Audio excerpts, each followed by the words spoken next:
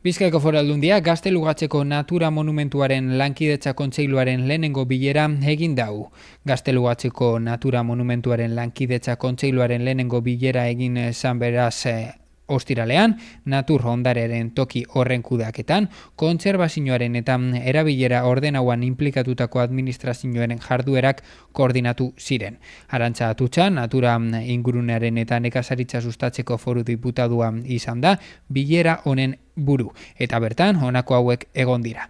Nadia Nemeso Mali Bermeoko alkatea, Amets Jauregizar Bareia Zarra Bakioko alkatea, Leandro Azkue Eusko Jaurlaritzako Arrantzako Portuetako eta Itsasertzeko sailburu ordea, eta Bizkaiko Foru Aldunditik Andoni Agirregabiria, Ana Mari Bajo eta Asier Madari eta Jauresti egon dira. Lankidetza Kontseilua organu aholku emailea dala aipatu dabe eta haren helburua erakundeen arteko lankidetza indartzea dala Gaztelugatzeren kudeaketan.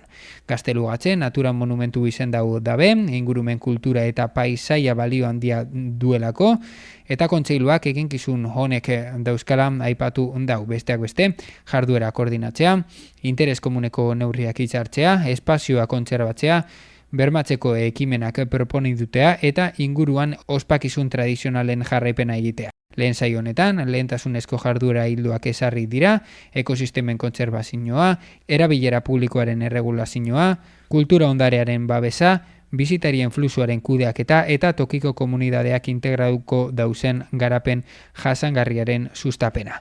Bizkaiko Foru Aldundiak nabarmendu dauenez, kontsejuaren eraketa udalerriagaz eta Eusko Jaurlaritzagaz lankidetzan aritzeko inarri egonkorra da, Gaztelugatze epe luzean babesten dala bermatzeko.